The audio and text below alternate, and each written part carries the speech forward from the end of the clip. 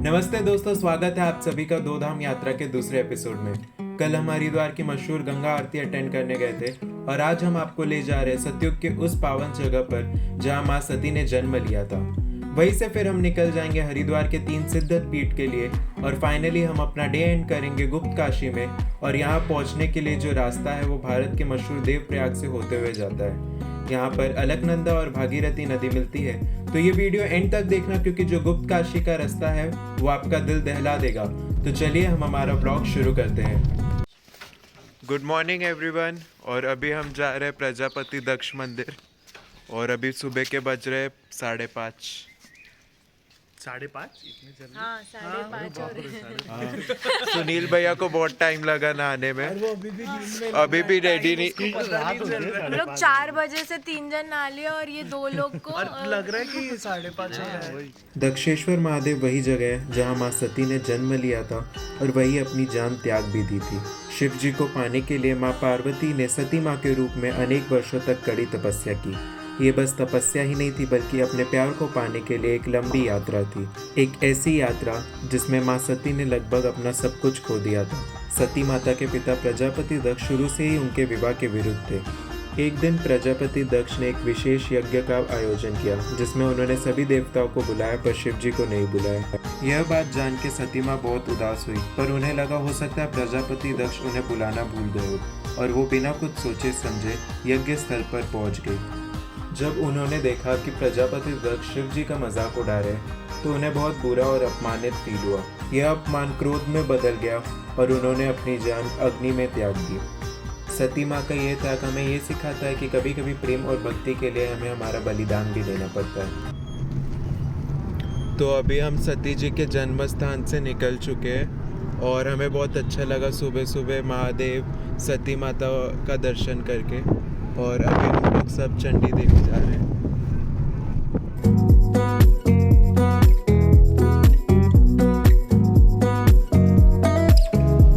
तो अभी हम चंडी देवी के उड़न खटोला में जा रहे हैं और हमने टिकट्स खरीद लिए चंडी देवी और मनसा देवी के कंबाइंड टिकट्स जो 350 रुपीज़ के हैं।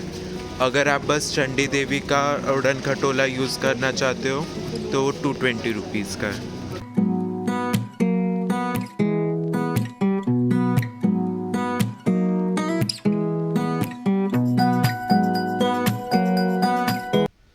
तो अभी हम चंडी देवी मंदिर आ गए हैं जो शिवालिक हिल्स के नील पर्वत रेंज पर है और यहाँ की मुख्य मूर्ति चंडिका देवी माँ की है जिसे स्वयं आदि शंकराचार्य जी ने स्थापित की थी।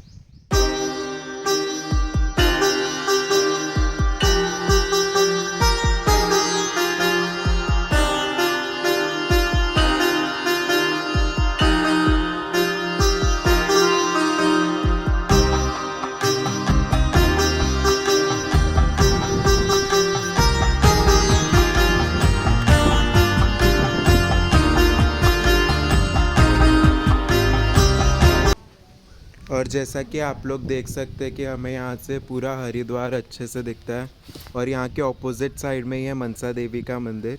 फ़िलहाल हमने अंजना देवी का माता का दर्शन कर लिया है और यहाँ पे हम सब रेस्ट कर रहे हैं। मस्त जोक मारा रे, ये हंस रहे हलकट हंस। चंडी देवी के दर्शन करके हम सभी निकल रहे हरिद्वार के दूसरे सिद्धपीठ मनसा देवी के लिए। ऐसा माना जाता है कि मनसा देवी शिव जी के मन से प्रकट हुई थी और वह वासुकी नाग की बहन है। तो फाइनली आधा घंटा वेट करके हमें रोपवे मिल गया। यहाँ पे बहुत वेटिंग लगी हुई है, तो अगर आप यहाँ से ले रहे हो या मनसा देवी से ले रहे हो या चंडी देवी से, टिकट पहले ही ले लेना कंबाइन वाला ताकि आपको टिकट का क्यू ज़्यादा ना मिले और आपका दर्शन जल्दी हो जाए। और वो सामने क्या है? और हरिद्वार आपको एक व्यू बता रहा हूँ। लुक एट द व्यू, ये देखो पूरा हरिद्वार, पूरा हरिद्वार। और जो हर की पौड़ी, सामने जो पहाड़ है वहाँ पे वो चंडी देवी। सामने पहाड़ पे हमारी चंडी देवी विराजमान है और ये है पूरा हरिद्वार का घाट है, हर की पौड़ी और है। वो गंगा नदी जा रही है। और ये सुनील है, ये सुमित है और ये हमारी हमारा पौड़ी दर्शन हो और रहा है। अच्छा दर्शन हो आपके जैसे नहीं है जल्दी, हम दर्शन वाले। अच्छा। बहुत ये है, घूम के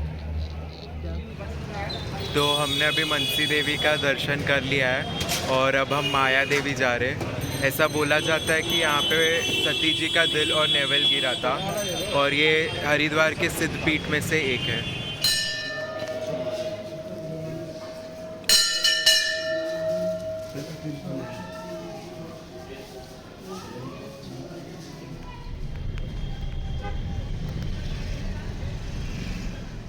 तो अभी हम सब हमारे होटल पे आ गए ब्रेकफास्ट करने और सब आधी नींद में। मैं तब से जगा और ये लोग सब आधे आधे नींद में सो के उठ रहे।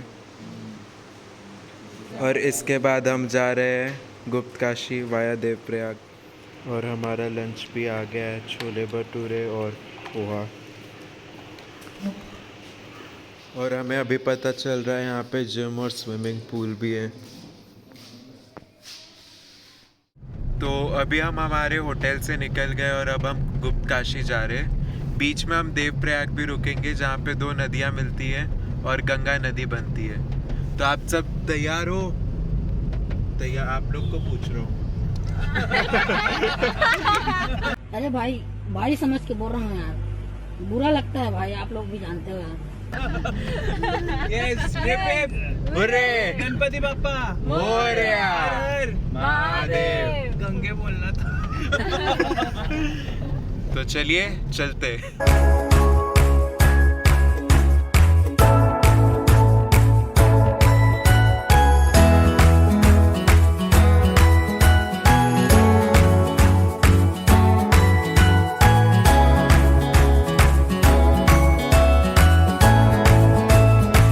Guys, this is me Sumit, the original content creator, and Vineet की हालत बहुत ख़राब हो चुकी है।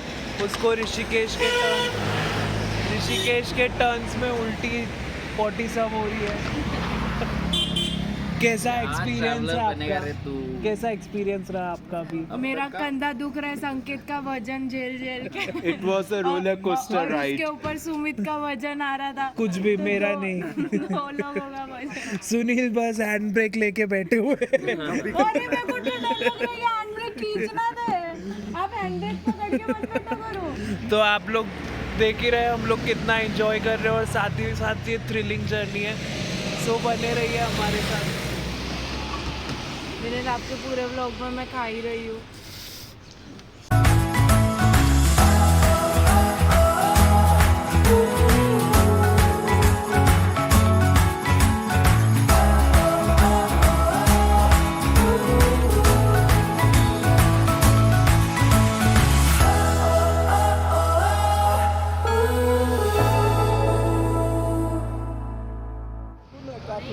तो 3 घंटा ट्रैवल करके हम आ गए देवप्रयाग और यहाँ पे दीदी का फ़ोटोशूट चालू हो गया है। ये है अलकनंदा नदी जो एकदम शांति से सतोपंत ग्लेशियर से आ रही है और वो है भागीरथी नदी जो गौमुख से आ रही है और ये आगे जाके बन रही है पावन गंगा।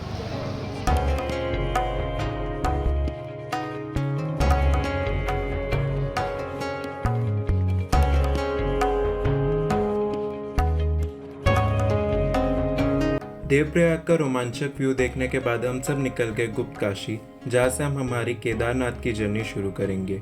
ऐसा माना जाता है कि महाभारत के कुरुक्षेत्र युद्ध के बाद पांडवों ने भगवान कृष्ण और अन्य ऋषियों की सलाह पर युद्ध के दौरान उनके द्वारा किए गए भ्रातृहत्या और ब्राह्मण हत्या के पापों का प्रायश्चित करने की कामना की और शिव से क्षमा मांगकर मोक्ष प्राप्त करने से पहले उनके आशीर्वाद पाने के लिए प्रार्थना की। शिव जी उस समय गौरा के साथ काशी में थे और जब उन्हें पता चला कि पांडव उनसे मिलने आ रहे तो वो छिप गए, क्योंकि युद्ध के दौरान हुए सारे इंसिडेंट से वो नाराज थे और इसलिए पांडवों से मिलना नहीं चाहते थे। शिव जी ने बैल नंदी का रूप लिया और उत्तराखंड के रुद्रप्रयाग डिस्ट्रिक्ट में जा पहुंचे। आज वो जगह गुप्त काशी के नाम से जानी जाती है। तो तब तक आप सब ये व्यू एंजॉय कीजिए और अब हम डायरेक्टली मिलेंगे अमेजिंग ग्रुप ऑफ होटल्स के ही दूसरी होटल श्री तीर्थम रेसिडेंसी में।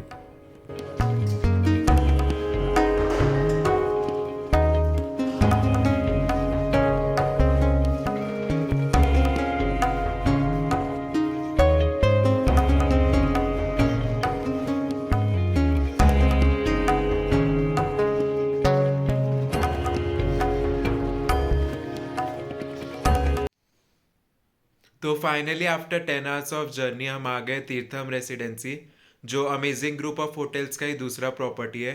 And trust me, these hotels are very unique. Ambience भी बहुत अच्छा है, हॉस्पिटैलिटी भी अच्छी है और स्टाफ्स भी बहुत अच्छे हैं। और टेम्परेचर तो बहुत ड्रास्टिक चेंज हुआ है यहाँ पे। पहले जिधर हम थे वहाँ पे 36-37 डिग्री था और यहाँ पे आते इतनी ठंड पड़ रही है 16 to 17 डिग्री हो गया है। और फिलहाल तो 16 डिग्री है, लेकिन सुबह तक वो 10-11 डिग्री पे भी पहुँच सकता है। तो चलिए फिलहाल हम डिनर करने चलते हैं और फिर आके हम हमारा कल के लिए पैकिंग शुरू करते हैं। सो अभी हमारा डिनर आ गया है। डिनर में हमारे लिए है दाल, आलू की सब्जी और पनीर की सब्जी विद सेवई।